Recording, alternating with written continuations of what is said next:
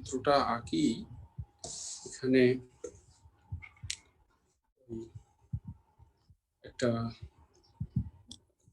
ত্রিভুজের বাহুগুলো বরাবর ছিল বলগুলো, আর তোমাদের যেমনটা বলেছিলাম সমবাহু না হলেও আমি সমবাহু দিয়ে কাজ চালিয়ে নিচ্ছিলাম। এটা যে কোনো এবিসি ত্রিভুজ প্রশ্নে বলা আছে। তাহলে বিসিসি বি বরাবর একই ক্রমে 3 বাহু দিয়ে বলগুলো ক্রিয়াশীল আছে। তাহলে আর বলগুলোর মান সম্পর্কিত বলা ছিল যে বাহু বরাবর সেই বাহুর বিপরীত কোণের কোসাইনের সমানুপাতিক ছিল।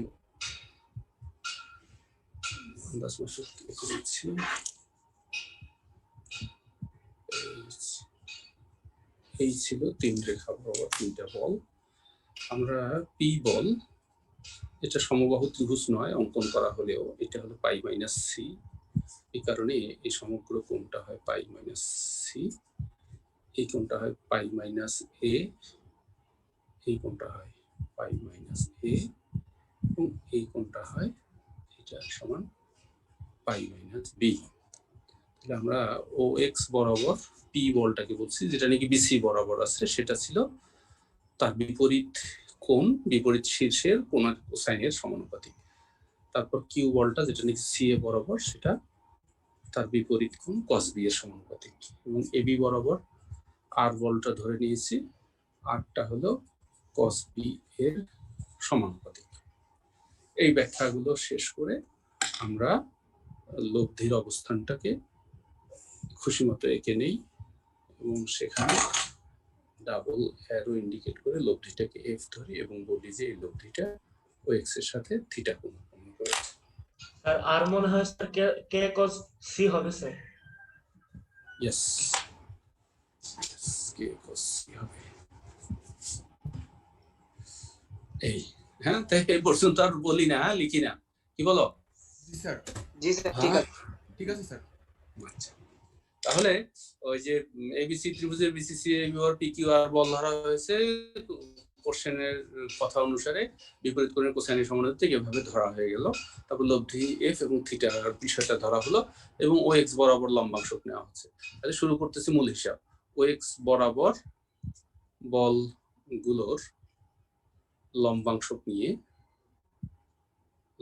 নিয়ে লব্ধি একাই এক পাশে থাকে, ও এক্স এর সাথে সে থিটা কোণ করেছে। প্রথম বল পি ও এক্স এর সাথে 0 কোণ করেছে। দ্বিতীয় বল কিউ ও এক্স এর সাথে পাই মাইনাস সি কোণ করেছে। এবং তৃতীয় বল আর ও এক্স এর সাথে এই সমগ্র এই কোণটা, এই এন্টিক্লোকওয়াইজ, তাহলে আমি লিখেছিলাম টোয়াইস পাই মাইনাস বি, যা কিনা এই যে দেখো এই কোণটুকু হলো বি কোণ, আর এই পুরা কোণটা হলো পাই, পাই প্লাস বি, এভাবেও চিন্তা করা যায়। এইভাবে এইটা বুঝছো নাকি সবাই? ও এক্স এর সাথে আর এর কোণ, ও এক্স এর সাথে আর এর কোণ বি প্লাস পাই, এভাবেও চিন্তা করা যায়। তাহলে এখানেও তাই আসে, বি প্লাস পাই আসে। তাহলে এফ কস থিটা সমান P minus Q cos C, আর এটা পাই প্লাস বি হয়, থার্ড কোয়াড্রেন্টে চলে যায় মাইনাস আর কস বি। এই ছিল হলো আমাদের 1 নম্বর সমীকরণটা। নেক্সট, ডেফিনেটলি আমরা ও এক্স এর সাথে লম্বভাবে ও এক্স এর সাথে লম্বভাবে লম্বাংশ নিয়ে ও এক্স এর সাথে লম্বভাবে লম্বাংশ নিয়ে আমরা পাবো ওই একই সমীকরণ। এইটা সিনসিয়ারলি লিখতে হয়, নেক্সট টাইম আর চিত্রের দিকে তাকাতেই হয় না। এখানে কসের জায়গায় শুধু সাইন, এফ সাইন থিটা, কারণ লব্ধি এফ ও এক্স এর সাথে থিটা কোণ করেছে, P sine 0 Q sine pi minus C. এবং একইভাবে আমরা চাইলে এবার আর সাইন পাই প্লাস বিও লিখতে পারি। তো আশা করি সবাই বুঝছো যে পাই প্লাস বি এটা বি কোণ, এই যে ত্রিভুজের কোণ বি, আর এই রেখাটা হলো পাই, এই সম্পূর্ণ পাই প্লাস বি। এই তাহলে F sine theta P sine 0 মান 0, এটা হলো কিউ লেখা হয় নাই, কিউ বাদ পড়ে গেছিল, Q sine C minus R sine B. এই হলো আমাদের 2 নম্বর সমীকরণ। আচ্ছা, তো 2 নম্বর সমীকরণ হয়ে গেলে এখন আমরা 1 নংয়ের বর্গ আর 2 নংয়ের বর্গ করলে এফ স্কয়ার সমান পাবো P minus Q cos C minus R cos B whole square যোগ Q sine C minus R sine B whole square. আচ্ছা, এই তো আশা করি এই পর্যন্ত কারো কোনো প্রশ্ন নাই। এখন এই যে 3টি রাশির বর্গ কি লিখি, পি স্কয়ার কিউ স্কয়ার আর স্কয়ার আগে লিখে যেতে হবে, তারপর পি কিউ কস, পি আর কস, কিউ আর কস কস, কিউ আর কস কস এরকম পড়বে। তো একটা হিসাবের সুবিধার কারণে আমি সব সময় এটা করে দেখিয়েছি তোমাদেরকে, মানে আমি একটু ডেফিনিট অর্ডারে লিখি, ভালো করে খেয়াল করো। পি স্কয়ার স্কয়ার গুলো আগে লিখলাম এবং তখন আর চিহ্নের কোনো ধরা বাঁধা নিয়ম নেই, সব প্লাস স্কয়ার করলে প্লাসেই হয়ে যায়। কস স্কয়ার সি আর স্কয়ার কস স্কয়ার বি, এবং বিশেষ কারণে টোয়াইস কিউ আর এই মাইনাস আর এই মাইনাস প্লাস হয়ে যায়, যে প্লাস দেওয়া হলো twice Q R cos B cos C আগে লেখা হলো, তাহলে পি কিউ আর পি আর বাদ হলো, তাহলে P Q plus minus minus twice P Q cos C আর minus twice P R cos B. তাহলে এই 3টার বর্গ A minus B minus C whole square মানে A square plus B square plus C square minus twice B minus twice AC plus twice BC, এই ফর্মটা এখানে হয়েছে। আর যদি কেউ প্লাস মাইনাস নিয়ে না বোঝো তাহলে সব জায়গায় প্লাস দিয়ে ব্র্যাকেটের ভিতরে মাইনাস কনসিডার করে চিন্তা করতে হবে। এইবার এই 2টার বর্গ তো আমরা সবাই বুঝি, A minus B whole square.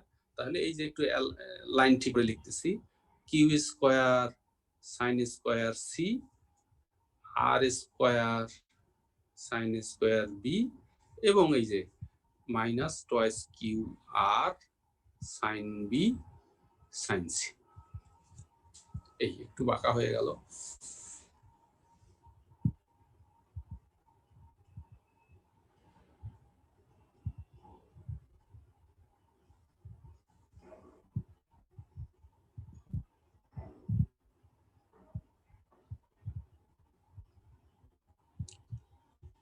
Sahil Ryan, chatting বন্ধ করো, পড়াশোনা করো। মাঝে মধ্যে গোলা আবার ভালো। বলো রোল নাম্বার 82 কি বলবে বলো।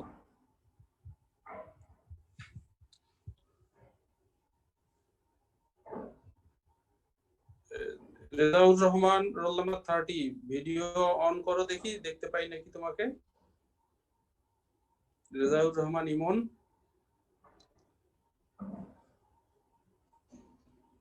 ভিডিও নাই। জি sir. Roll number 84 Fauzul, video on করো দেখি। আবরার ফাহিম একসাথে আদা কই দেখি না তো। আদাব স্যার।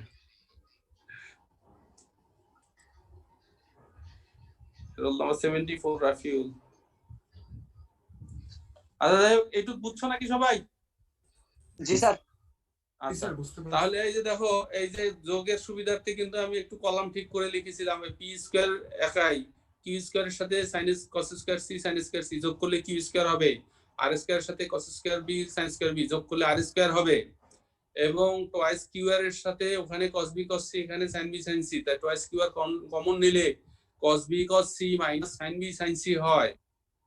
তাহলে কি হয়, কস বি প্লাস সি এর সূত্র পড়ে। এই সুবিধা করার জন্য কিন্তু লেখার সময় একটু কায়দা করে লিখেছি। হ্যাঁ, এখন এই যোগফলটা করতেছি আর বাকি এই দুটাটা কে যাচ্ছি। তাহলে যোগফল কি হচ্ছে, P square plus Q square plus R square plus twice Q R cos B plus C, আর এই দুটি টার্ম থাকবে P Q cos C P R cos B. তাহলে পৃষ্ঠা উল্টিয়ে আমি লিখতেছি। তাহলে আমরা পাচ্ছি এফ স্কয়ার সমান পি স্কয়ার যোগ কিউ স্কয়ার যোগ R square plus twice Q R cos b cos c minus sin b sin c cos b plus c আর minus twice P Q cos C minus twice P R cos B. এই B plus সিতে আবার পাই minus এ বসালে কি হয়, P square Q square এবং আর square minus একই রকমের রাশি twice Q R cos A minus twice P Q cos C minus twice P R cos B. তো গোড়া থেকেই নিশ্চয়ই তোমাদের মনে রাখতে হবে যে পি কিউ এবং আর প্রশ্নে দেওয়া ছিল না, বলগুলোর মান সম্পর্কে বলা হয়েছিল যে যে বাহু বরাবর আছে তার বিপরীত কোণের কোসাইনের সমানুপাতিক। আমরা সেইভাবে ধরে নিয়েছিলাম। এই পর্যায়ে এসে ধরে নেওয়া জিনিস পি কিউ আর কে সরিয়ে অঙ্কের শর্ত অনুসারে মানগুলো বসাতে হবে। তাহলে এখানে হবে কে কস বি, কে কস এ, কে কস বি, কে কস সি, এগুলোতেও মানগুলো বসবে। বসলে আমরা কে স্কোয়ার কমন নিতে পারবো, cos square a plus cos square b, actually k square cos square b, k square cos square c, cos square c, আর একটা cos a আছে, এটা cos b cos c বসে গেলে আর সবগুলোতে বসে গেলে 6 cos a cos b cos c আসে। এইটাও যা হয় এটাও তাই হয়, এটাও তাই হয়। p q এবং r এর মান বসাইলে দেখো এই জিনিসটাই আসবেই।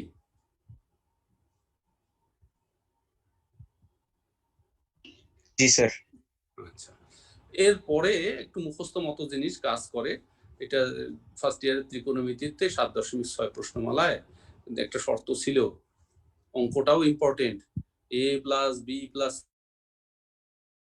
বুঝে এ প্লাস বি প্লাস সি সমান পাই হচ্ছে না, হচ্ছে তো, বলে cos square plus cos square plus cos square plus 2 cos a cos b cos c।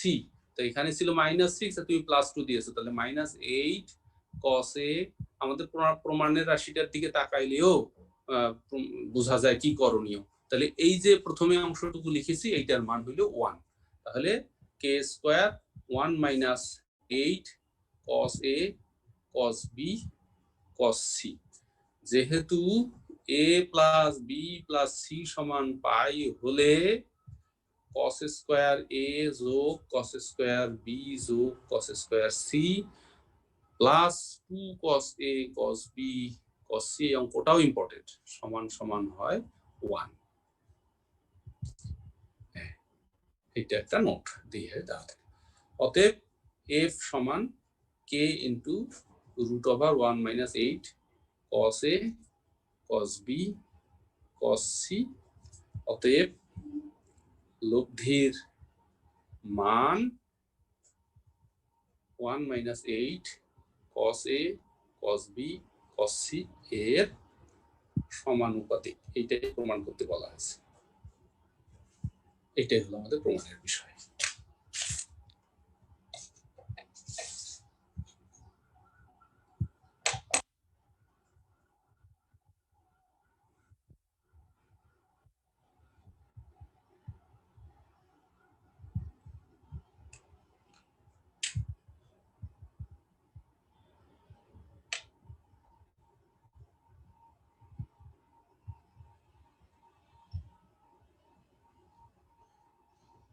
G sir, বুঝতে পারছি। আচ্ছা, তাহলে তোমাদেরকে তো আমি 9 নম্বর অঙ্ক করে দিতে চাইছিলাম। তো আপাতত যেহেতু কুইজ সিলেবাসটা সামনে আছে ওইটা তো হ্যান্ডেল করতে হবে। আর আমিও অন্তত এইটুক নিশ্চয়তা দিতে পারি যে 9 নম্বর অঙ্ক আপাতত কুইজে আসার মতো না। হ্যাঁ, যেগুলো বেশি বেশি করানো হচ্ছে ওগুলো ভালো করে করো। বোর্ড ইম্পর্টেন্ট যেগুলো। ওই 9 নম্বরের বোধহয় একটা অঙ্ক বেশ একটু ঝামেলা ছিল, পরিবৃত্তের অঙ্কটা একটু ঝামেলা ছিল, করে দিতে পারলে ভালো লাগতো। তো দেখি আমরা একটু তাড়াহুড়া করে পরের প্রশ্নমালায় যাই। হ্যাঁ, ঠিক আছে, সবাই কথা বুঝতেছো তো? তাহলে তোমরা, আমরা এখন ইয়ার পরের প্রশ্নমালায় আমি তোমাদেরকে নিয়ে যাচ্ছি। হ্যাঁ, তো আমরা পরে কি আমরা এটা আবার ফেরত আসবো? দেখো, আমি যদি ক্লাস হয়, হ্যাঁ, আবার তোমরা যদি ক্লাস শেষেও আমাকে বাড়তি নিতে বলো, আমার পক্ষ থেকে কোনো অসুবিধা নাই। হ্যাঁ, তো আমি তো দেখতেছি সারা জীবন এইরকমই চলে আসলো। আমি কখনোই আমরা সেকেন্ড ইয়ারটা ভালো পড়াইতে পারি না। এবার তো জানি না পরবর্তীতে ফাদার কি ডিসিশন নেবে কলেজ অথরিটি বা সরকার কিভাবে কি করবে। যদি ক্লাস হয় তাহলে আমি পড়ায় যেতে পারবো, অসুবিধা নেই। ঠিক আছে, মেকানিক্সের অঙ্কগুলো বেশি বেশি পড়ানোই ভালো।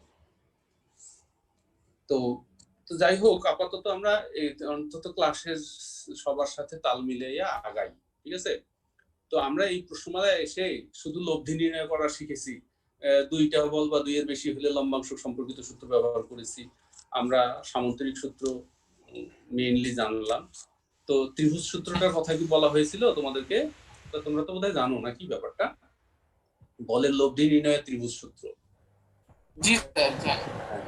সেটা ওই সামন্তরিক সূত্রটা কিন্তু সেখান থেকেই আসে, যে তুমি ওই যে এক বিন্দুতে দুই বল ক্রিয়া করতেছে, তার জন্য তুমি হয় তুমি সামন্তরিক একে কর্ণ দিয়ে বলবা, আর না হলে ওই দুই বাহুর কি করা হয়, ওই যে এক বিন্দুতে ক্রিয়াশীল বলের একটা বলকে আরেকটার মাথায়, ভেক্টর এডিশনের যে রুল, যেটা তুমি ভেক্টর এডিশন করার সময় ওই এক ভেক্টরের আদি বিন্দু অপর ভেক্টরের শীর্ষে ফেলবা না, তাহলে একই ক্রমে দুই বাহু হয়ে যায় ত্রিভুজের, তৃতীয় বাহু দ্বারা বিপরীত ক্রমে, তৃতীয় বাহু দ্বারা বিপরীত ক্রমে বলগুলো লব্ধি নির্দেশিত হয়। এই শব্দ করতেছো কে? আসিফ, রোল নাম্বার 5, মাইক বন্ধ করো। আসিফ শুনতেছ নাকি আমার ক্লাস থেকে বাইরে বেড়াইতেছ? আচ্ছা, তাহলে বলের বল সংযোজনের একটা ত্রিভুজ সূত্র আছে, বা বলের লব্ধি নির্ণয়ের জন্য ত্রিভুজ সূত্র আছে। আমি স্টেটমেন্টটা একবার বলি, তোমাদের নিশ্চয়ই জানা আছে যে এক বিন্দুতে ক্রিয়াশীল দুইটি বলের, ঠিক আছে, এক বিন্দুতে ক্রিয়াশীল দুইটি বলকে যদি কোন ত্রিভুজের দুইটি বাহু দ্বারা একই ক্রমে নির্দেশ করা যায়, তাহলে তৃতীয় বাহু দ্বারা বিপরীত ক্রমে তাদের লব্ধি নির্দেশ করা যায়। এই বিষয়টা আমরা জানি। তো এই বল সংক্রান্ত এই সাধারণ কিছু আলোচনা শেষেই আমরা সমবিন্দু বলের সাম্যাবস্থা এই চ্যাপ্টারটাতে আসলাম, বুঝছো? সমবিন্দু বলের সাম্যাবস্থা, এবারও অবশ্যই সমবিন্দু। তো আমরা ওই সাম্যাবস্থার জন্য যেটা বলি, যে কোনো একটা বস্তুকে তুমি যখন ধরে রাখো, যেমন মনে করো আমি একটি বই এভাবে ধরে আছি, তাই না? তো আবার আমি চেয়ারে বসে আছি বা বিছানায় বসে আছি, তো ইকুয়াল এন্ড অপোজিট ফোর্স তবে না সাম্যাবস্থায় থাকে। এই যে পুস্তকটি আমার হাতে স্থির আছে, তার মানে কি তার ওজনের সমপরিমাণ বল আমাকে উপরের দিকে দিতে হচ্ছে। এখন যদি এক টুকরা বা দুইটা বড় বড় ইট আমার হাতে দিত, তাহলেও তো আমি ফিল করতে পারতাম যে কি করে আপওয়ার্ড ফোর্স দিয়া সেই জিনিসটাকে সুস্থিত রাখতে হয়। তো এখানেও আমাকে আপওয়ার্ড ফোর্স অ্যাপ্লাই করে বস্তুটাকে সুস্থিত রাখতে হচ্ছে। তো এখানে যেটা বলার বিষয়, যেমন এই স্কেলটা একটা ইউনিফর্ম স্কেল, আমরা সবাই বুঝতেছি, এর ওয়েটটা ঠিক ঠিক মিড পয়েন্ট দেওয়ার নিচে, খাড়া নিচের দিকে থাকতেছে। কাজে আমি যখন একটা আঙ্গুল প্লেস করতেছি, যে I can keep it at rest, আমি তাকে স্থির রাখতে সক্ষম হচ্ছি। কিন্তু আমি যদি আঙ্গুলটা একটু এদিকে দিই, তাহলে এটা কিন্তু ব্যালেন্স নষ্ট হচ্ছে। কাজেই সাম্যাবস্থা ব্যাহত হচ্ছে, কারণ ওয়েটটা যে পয়েন্ট দিয়ে ভার্টিক্যালি ডাউনওয়ার্ড আছে, তোমাকে আপওয়ার্ড ফোর্সটা সেখানেই দিতে হবে। আমি যে কথাটা বলতে চাচ্ছি, যে equilibrium for only two forces, দুইটি বলের জন্য সাম্যাবস্থা, যেটা দুইটি বলের জন্য যে সাম্যাবস্থা, তখন বলগুলোকে একই রেখায় বিপরীতমুখী থাকতে হবে। এটা তো আমরা খুব কমন সেন্সের ব্যাপার, যে একটা ফোর্স দিয়ে ইকুইলিব্রিয়াম হয় না, দুইটা ফোর্স। এখন তো আমি যদি বলি যে আমি একটা দেয়ালকে ধাক্কা দিচ্ছি, ফোর্স অ্যাপ্লাই করলাম, সে তো ইকুইলিব্রিয়ামেই আছে, স্থির আছে, তাহলে এনাফ ফোর্স তো আমি দেই নাই। এই ব্যাপারগুলো তো আমরা জানি। তাহলে সোজা কথা, এই বিষয়ে বেশি কথা না বললেও চলবে, যে দুইটা বলের জন্য সাম্যাবস্থার শর্ত হইল বল দুটিকে একই রেখায় বিপরীতমুখী হতে হবে এবং বল দুটির মান সমান হতে হবে। এই স্কেলটার ওয়েট যত, ঠিক ততটুকুই ওয়েট আমি ক্যারি করতেছি, অর্থাৎ ততটুকুই আপওয়ার্ড ফোর্স আমাকে দিতে হচ্ছে। আর এই ইউনিফর্ম এই স্কেলটার ওয়েট ঠিক মাঝখান দিয়ে যায়, কাজে আমাকে ঠিক মাঝখানেই ভার্টিক্যালি আপওয়ার্ড ফোর্সটা অ্যাপ্লাই করতে হচ্ছে। আমি মাঝখান থেকে আঙ্গুলটা সরিয়ে দিলেই সাম্যাবস্থা ব্যাহত হবে। কাজেই ইকুয়াল এন্ড অপোজিট ফোর্স যদি কনকারেন্ট না হয়, এক বিন্দুতে না যায়, তাহলে সাম্যাবস্থার সৃষ্টি হবে না, বস্তুটা ঘুরতে থাকবে, কাপল হয়, এটা তোমরা জানো কিছুটা, এগুলো জানো। তো আমাদের মেইনলি দুই বলের সাম্যাবস্থা নিয়ে নাই, মেইন আলোচনা হলো তিন বলের সাম্যাবস্থা।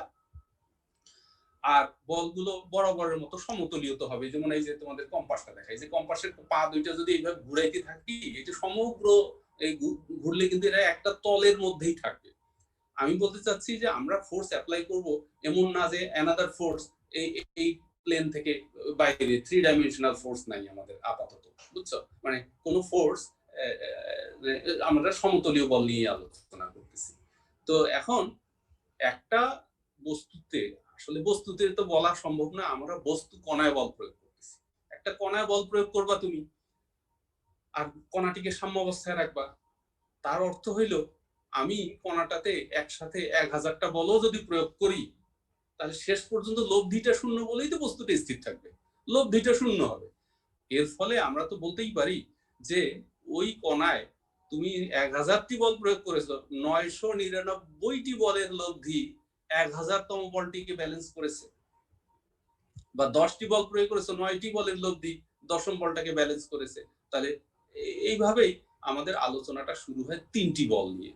তাহলে যেমন দেখো, আমি বলতে চাচ্ছি যে এইরকম যে কম্পাসের কাঁটা দুটো বরাবর যদি 2টা ফোর্স অ্যাপ্লাই করা হয়, তার রেজাল্টেন্টটা কি?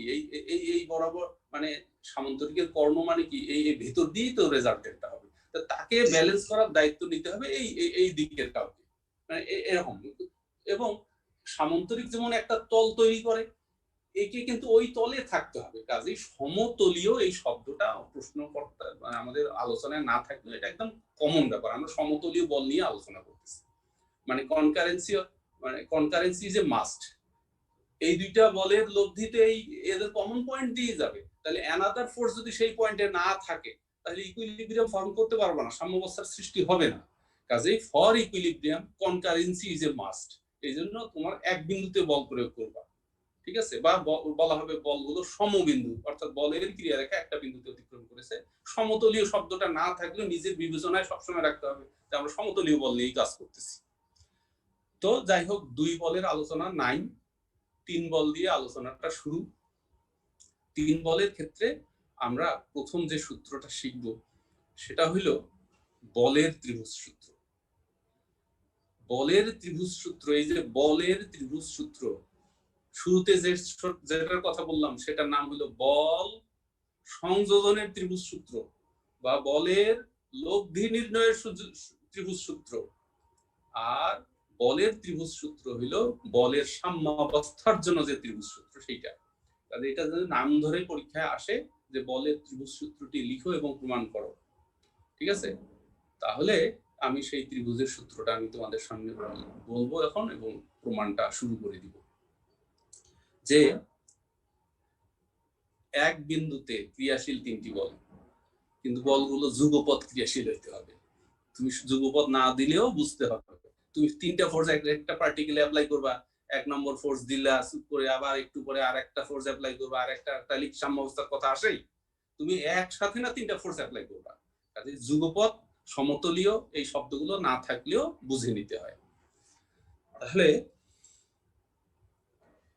এক বিন্দুতে যুগপৎ ক্রিয়াশীল 3টি বলকে যদি কোন ত্রিভুজের 3টি বাহু দ্বারা একই ক্রমে দ্বিতীয় মানে সূচিত করা যায়, তাহলে বলগুলো সাম্যাবস্থার সৃষ্টি করে একই ক্রমে। তো একটু আগে কি দেখলাম, বিপরীত ক্রমে। হ্যাঁ, কি বুঝতেছো কথা? জি স্যার। আচ্ছা, স্টেটমেন্টটা হইলো বই দেখাই দিচ্ছি তোমাদেরকে, দেখিয়ে তারপর প্রমাণটা শুরু করি, আলোচনাটা করি। এই যে বইয়ে ফেরত যাই, ক্যামেরাটা ঘুরিয়ে নিচ্ছি, আমার চেহারা দেখার অত দরকার নাই। এই যে যদি একটি বিন্দুতে কার্যরত এই কথা যদি কেউ না দাও, তাহলে প্রশ্নকর্তা মানে তোমাকে শূন্য দিলেও দিতে পারে। যদি একটি বিন্দুতে কার্যরত 3টি সমতলীয় বল, এই যে সমতলীয় দিয়েছে, আর তোমরা যদি এখানে লাগাও একটি বিন্দুতে যুগপৎ কার্যরত, মানে একসাথে ইফেক্টিভ হতে হবে ফোর্সগুলোর, 3টি সমতলীয় বলের মান ও দিক অবস্থানে নয়। এটার মানে বুঝলা? অবস্থানে নয়, একই ক্রমে গৃহীত কোন ত্রিভুজের 3 বাহু দ্বারা নির্দেশ করা যায়, তবে তারা সাম্যাবস্থার সৃষ্টি করবে। তাহলে এইবার তোমরা এই চিত্র অঙ্কনটা দেখো। স্যার অবস্থানে 9 দ্বারা কি বোঝানো হলো? আচ্ছা, আমি এই জিনিসটাই বলবো, অবস্থানে নয় ব্যাপারটা। এই যে আমি অঙ্কনের সুবিধার্থে এখানে একটা খাতার নিচে একটা গ্রাফ পেপার রেখেছি। তোমরা লক্ষ্য করো যে আমি এই বিন্দুতে আমার ওই গ্রাফ কাগজের 1 2 3 4 5 6 ইউনিট লেংথের একটা হরাইজন্টালি একটা ফোর্স নিলাম। এই যে ফোর্সটা নিলাম, আর একটা ফোর্স এই যে বামে 1 2 গিয়ে 1 2 3 4 এইভাবে নিলাম। অর্থাৎ এইটার 2 আর 4 এর বর্গ করিয়া বর্গমূল করলে √2² + 4² 2√5 ইউনিট লেন্থের হবে। হ্যাঁ, আর একটা নিলাম এই দিক দিয়া একেবারে ডায়াগোনাল বরাবর, আমি 4টা ডায়াগোনাল চলে আসতেছে, 1 2 3 4 ডায়াগোনাল চলে আসলাম। মনে করো এক বিন্দুতে ক্রিয়াশীল এরকম আমি, তাহলে মান হিসাবে এটা 4√2 ইউনিট মানের। তাহলে আমি যদি মান আমার এখানে যে স্কেল আমি ইউজ করেছি একটা 6 নিউটন লেংথ, এক এক ঘরকে আমি 1 নিউটন করে ধরেছি। আর এইটা আমার হইলো মনে করো √2² + 4² 2√5 নিউটন, 2√5 নিউটন মানের ফোর্স।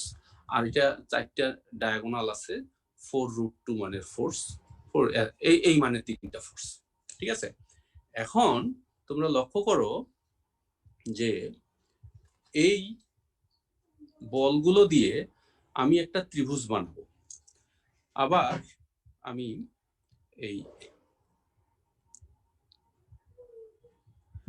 দেখো এই 6 একক 1 2 3 4 5 6, তাহলে এইটার দৈর্ঘ্য সমান নিলাম। ঠিক আছে, 6, তারপরে এইটার মতো করে নিচ্ছি 1 2 1 2 3 4। তাহলে এই লাইনটা দেখো, এই লাইনটা ওইটার সমান্তরাল হয়ে গেছে। মানে এই যে এইটা সমান্তরাল, এই যে এইটার সাথে এটা সমান্তরাল, এবং এটার দৈর্ঘ্য এটার দৈর্ঘ্যের 1 2 1 2 3 4, এই যে ভুল মাপ নিয়েছি রে বাবা।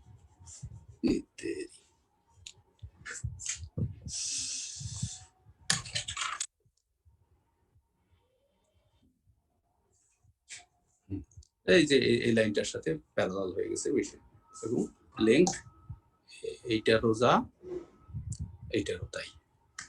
আর অটোমেটিক এটা 4 ডায়াগোনাল 1 2 3 4 ডায়াগোনাল হয়ে গেছে।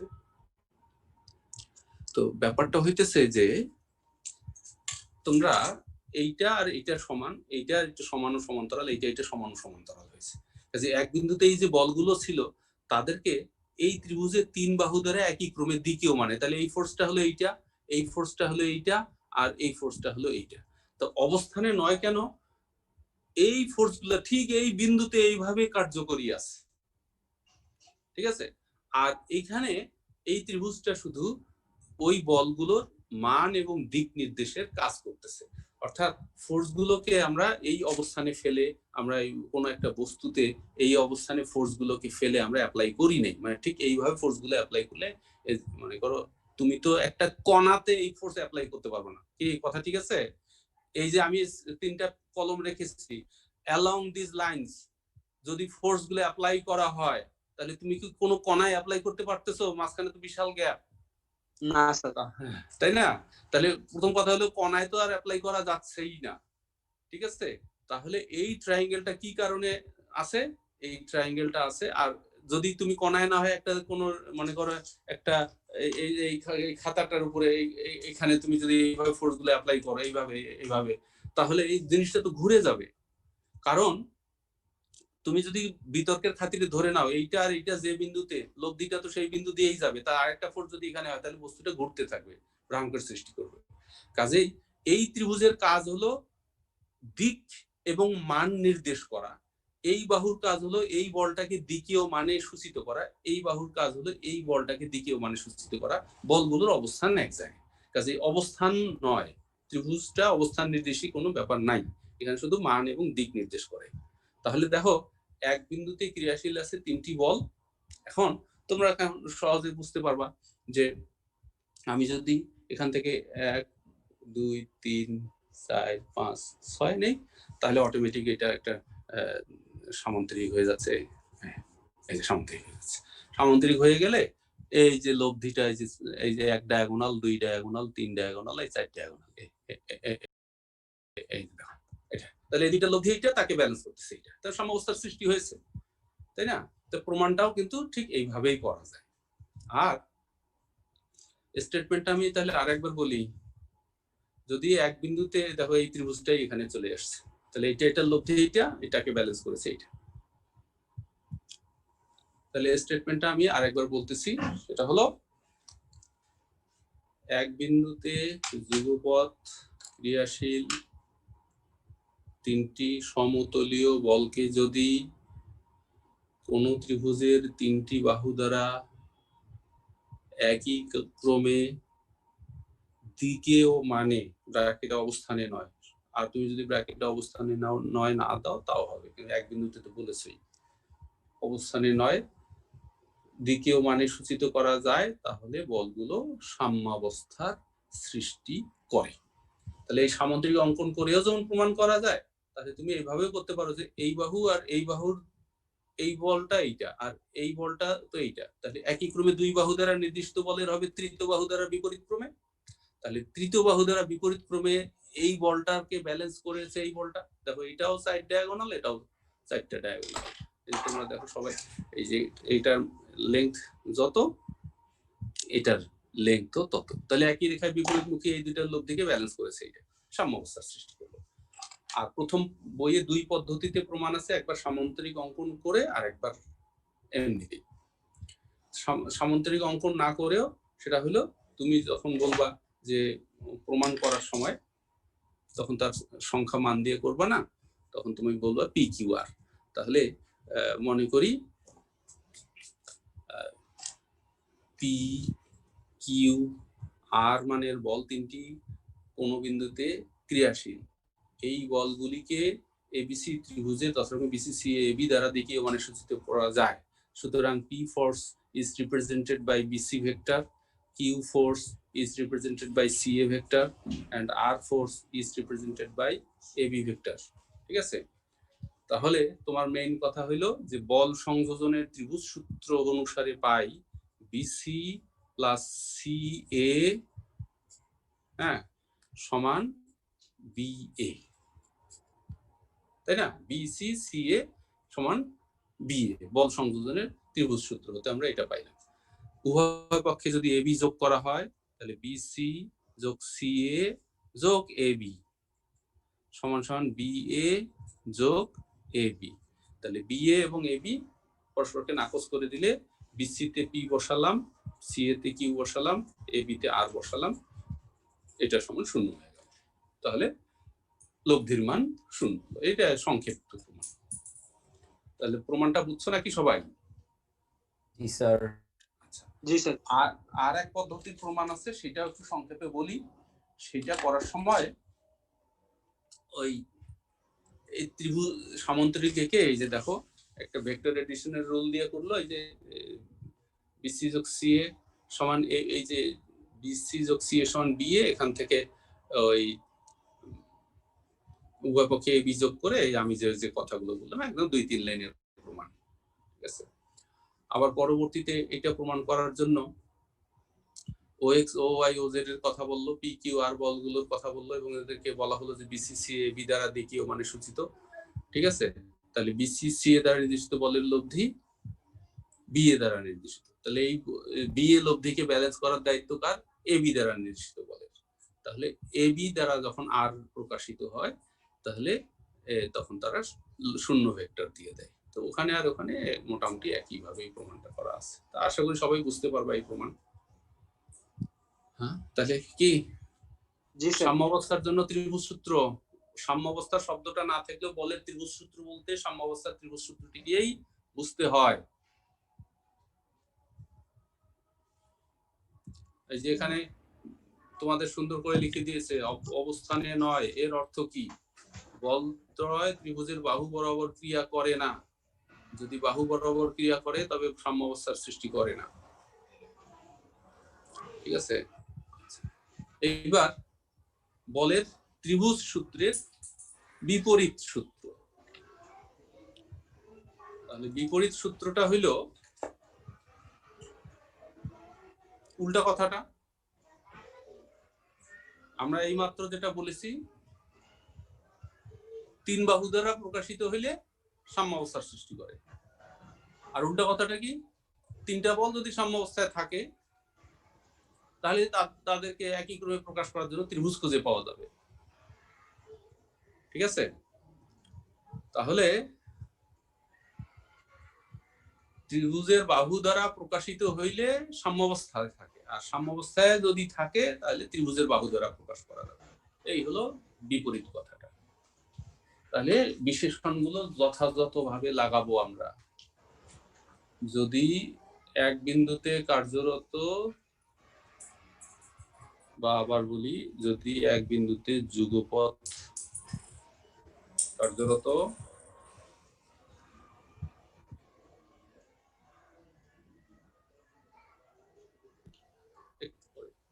যদি এক বিন্দুতে যুগপৎ কার্যরত তিনটি সমতলীয় বল সাম্যাবস্থার সৃষ্টি করে। আবার খেয়াল করো, আগের বার বলছি যদি ত্রিভুজ দ্বারা প্রকাশিত হয় তাহলে সাম্যাবস্থায় থাকবে, আর এবার বলছো যদি সাম্যাবস্থার সৃষ্টি করে তাহলে তাদের মান ও দিক কোন ত্রিভুজের একই ক্রমে গৃহীত তিনটি বাহু দ্বারা সূচিত করা যাবে। তাহলে আমি তোমাদের মানটা এই বইয়ে যেভাবে লিখেছে সেইভাবেই আমি তোমাদেরকে লিখে দিচ্ছি, বলে দিচ্ছি এই চিত্র দিয়েই। ভূমিকা শুরু হবে, মনে করি পি কিউ আর মানের তিনটি বল ও বিন্দুতে যথাক্রমে ও এক্স, ও ওয়াই, ও জেড বরাবর ক্রিয়া করে এবং তারা সাম্যাবস্থার সৃষ্টি করে। ধরে নিয়েছে এরা সাম্যাবস্থার সৃষ্টি করে। এখন তোমার দায়িত্ব হলো তুমি এই ফোর্স তিনটাকে একটা ত্রিভুজ তিন বাহু দ্বারা একই ক্রমে প্রকাশ করো। আচ্ছা, এবার শুরু হলো প্রমাণ। ভূমিকা আবার বলতেছি, মনে করি ও বিন্দুতে ও এক্স, ও ওয়াই, ও জেড বরাবর ক্রিয়াশীল পি কিউ আর মানের তিনটি বল সাম্যাবস্থার সৃষ্টি করেছে। এরপর মূল কাজ শুরু হচ্ছে। মনে করি ও এ এবং ও বি পি ও কিউ মানের বলদ্বয়কে যথাক্রমে পি ও কিউ মানের বলদ্বয়কে দ্বিতীয় মানে সূচিত করে। কথা বুঝলাম? ও এ দ্বারা পি ফোর্সটাকে, ও বি দ্বারা কিউ ফোর্সটাকে ইন ম্যাগনিটিউড এন্ড ডিরেকশন প্রকাশ করলাম। তারপর আমরা বলবো তাহলে ও এস সিবি সামান্তরিকের, তাহলে ও এস সিবি সামান্তরিকের ও সি কর্ণ বলদ্বয়ের লব্ধিকে দ্বিতীয় মানে সূচিত করবে। কোন বলদ্বয়ের? পি আর কিউ মানের বলদ্বয়ের লব্ধিকে দ্বিতীয় মানে সূচিত করবে। আমরা শুরুতেই বলেছি এই বলগুলো সাম্যাবস্থার সৃষ্টি করেছে, সুতরাং এই আর বলটি পি ও কিউ এর লব্ধির মানের সমান হবে এবং একই রেখায় বিপরীতমুখী থাকবে। এই কথা কোনো সমস্যা আছে? না sir. Resultant of any two will be balanced by the third force. আমি শুরুতে যেটা বলছি, তুমি 1000টা ফোর্স অ্যাপ্লাই করেছো, তা 999টার লব্ধির দায়িত্ব হবে 100তমটাকে ব্যালেন্স করা। তাহলে এই যে কোনো তিনটার ক্ষেত্রে যে কোনো দুইটার লব্ধি থার্ডটাকে ব্যালেন্স করবে, বা থার্ডটার দায়িত্ব হবে যে কোনো দুইটার লব্ধিকে ব্যালেন্স করে ফেলা। তাহলে তো খুব সহজ কথা যে ও এস সিবি সামান্তরিকের ওসি কর্ণ পি কিউ বলের লব্ধিকে নির্দেশ করে। তাহলে আর বলটি হবে পি ও কিউ এর লব্ধির মানের সমান কিন্তু বিপরীতমুখী, সুতরাং আর বলটি সিও দ্বারা নির্দেশিত হবে। পি কিউ এর লব্ধি ওসি দ্বারা নির্দেশিত হয়, তাহলে আর বলটি সিও দ্বারা নির্দেশিত হবে। তাহলে ও এ দ্বারা পি বল, এসি দ্বারা কিউ বল এবং সিও দ্বারা আর বল নির্দেশিত হলো। তাহলে প্রমাণিত হয়ে গেল। তাহলে তুমি ও এসি ত্রিভুজ পেয়েছো, ও এ এসসি সিও একই ক্রমে দ্বিতীয় মানে পি কিউ আর বলকে নির্দেশ করলো। প্রমাণ শেষ। কি কঠিন প্রমাণ? মোটেই কঠিন না। না স্যার। তাহলে খালি স্যার আর এর বিপরীত বলটা স্যার মাইনাস আর হওয়া উচিত ছিল না সামান্তরিকেরটা? এখন দেখো, আমি তো এখানে ভেক্টর সাইন ইউজ করি নাই, কথা তো ওইটাই যে পি কিউ এর লব্ধিটা ওসি দ্বারা নির্দেশিত হলো, তাহলে আর বলটা সিও দ্বারা নির্দেশিত হবে। ও আচ্ছা, ঠিক আছে। প্রদত্ত আরবটা সিও দ্বারা নির্দেশিত হবে। তাহলে প্রথমে ও এ দ্বারা পি নির্দেশিত হয়েছে, ও বি তথা এসি দ্বারা কিউ নির্দেশিত হচ্ছে, সিও দ্বারা আর নির্দেশিত হচ্ছে। তাহলে তারা সাম্যাবস্থা সৃষ্টি করেছে বলেই আমি একটা ট্রায়াঙ্গেল খুঁজে পেয়েছি। ঠিক আছে? এই জি। এখন এই সাম্যাবস্থা এক বিন্দুতে তিনটি বল যদি সাম্যাবস্থা সৃষ্টি করে তাহলে আমরা একটা ত্রিভুজ খুঁজে পাচ্ছি। এখন তোমরা একটু চিন্তা করে দেখো যে এই ত্রিভুজের সাথে সদৃশ অসংখ্য ত্রিভুজ অঙ্কন করা যায়। এই ত্রিভুজের সাথে সদৃশ অনেকগুলো ত্রিভুজ অঙ্কন করা যায়। যেমন আমি ভিতরে ড্র করলাম একটা এই সদৃশ ত্রিভুজ, এই যে এটা সদৃশ। আবার আমি বাইরে দিয়েও ড্র করতে পারি সদৃশ।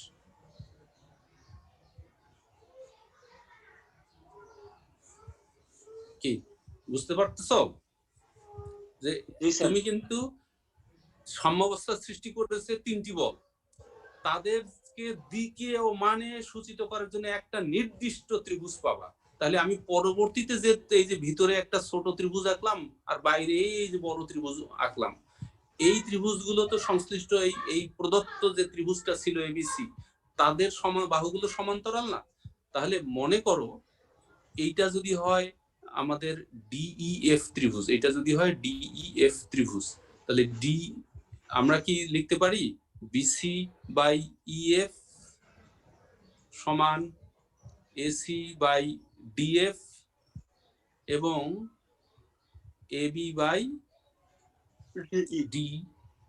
তা সদৃশ বাহুগুলোর সমান্তরাল না, এই জন্য বলা হয় যে তোমার যদি এক বিন্দুতে ক্রিয়াশীল তিনটি বল সাম্যাবস্থার সৃষ্টি করে এবং তুমি যদি দেখাতে পারো যে এই ডিইএফ ত্রিভুজ সম্পর্কে কি আমি বলতে পারি না যে এই ডিইএফ ত্রিভুজটার ইএফ বাহু পি এর ক্রিয়াদিককে নির্দেশ করে, ক্রিয়াদিক নির্দেশ করে, মান না।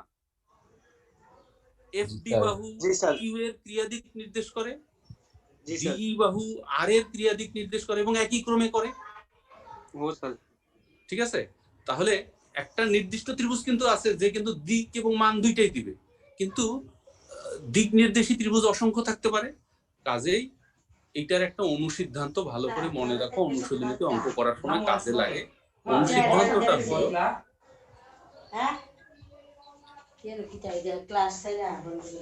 নাবিল সাংসারিক আলোচনা আমার ক্লাসের মধ্যে।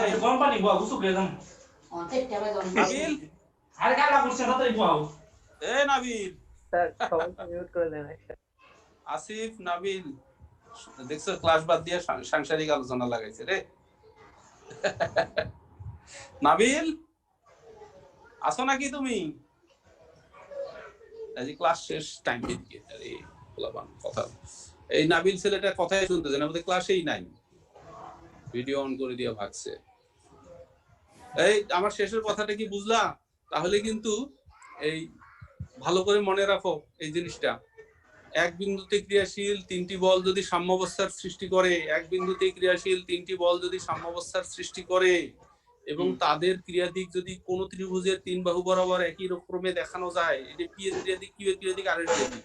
তুমি কিন্তু বলতেছো না যে এটা দিকেও মানে সূচিত করে, তুমি বলছো দিক নির্দেশের কাজ করে। স্যার মান নির্দেশক স্যার একটাই ত্রিভুজ, আর দিক নির্দেশক ওইটা সহ আরো অসংখ্য আঁকা যায়। অসংখ্য আঁকা যায়। তাহলে স্যার ম্যাথের প্রথম পেজটা একটু দেখানো যাবে? হ্যাঁ কি স্যার 14 নাম্বার ম্যাথের একটু পেজটা একটু দেখান। 14 নম্বর পেজটা তা আচ্ছা, এটা বললে তারপর দেখাই, তারপর অ্যাটেন্ডেন্সটা দিব। জি স্যার। এইটা এই পরের জিনিসটা একটু মনে রাখো।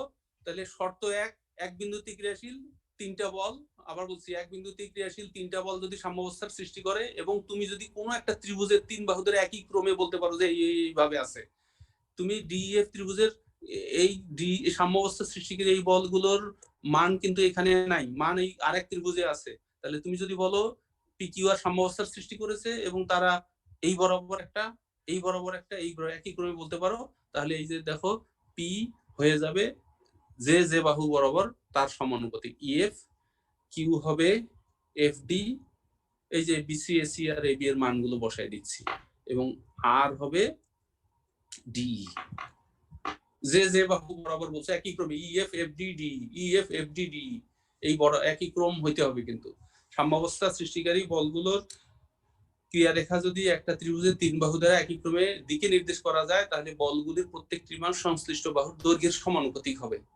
আমি নেক্সট ক্লাসে এটা আবার বলবো, তোমরা এই দুইটা সূত্র ভালো করে একটু দেখে আসিও, ত্রিভুজ সূত্র এবং বিপরীত ক্রিয়া। হ্যাঁ বলো।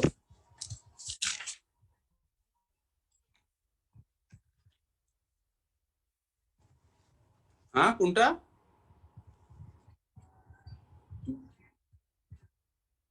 হ্যাঁ হ্যাঁ হ্যাঁ, এই যে ভেক্টর লব্ধি, লব্ধি নির্ণয়ের ত্রিভুজ সূত্র, বল ভেক্টর সংযোজনের বা বল সংযোজনের ত্রিভুজ সূত্র এটা, বি সি সি এ। আর ত্রিভুজ সূত্র হইলে এখনকার যেটা, যে তিনটা বল একই ক্রমে যদি থাকে তিন বাহু দ্বারা, তাহলে তারা সাম্য অবস্থার সৃষ্টি করবে, এইটা হলো ত্রিভুজ সূত্র।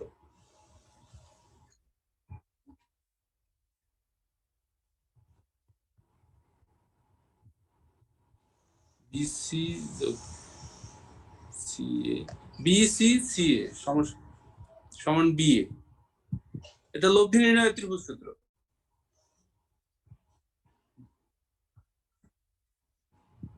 এবি এখানে, না না এবি এখানে, এবি কি করে হয়, বিসি যোগ সি এ সমান বি এ হবে, বিসি সি এ সমান এবি বি এ হবে। আচ্ছা আমি একটু অ্যাটেন্ডেন্সটা দেই। আর কোন খাতাটা দেখতে চাইলে কি জানো, কোথায় গেল সেই পেজ, কোন পেজটা দেখবা? আগের 1 নম্বর পেজটা না 2 নম্বর পেজটা? 2 নম্বরটা, হ্যাঁ এটা। আচ্ছা তাহলে তোমরা একটু চুপচাপ থাকো, আমি করি, ওই অ্যাটেন্ডেন্সটা দেই।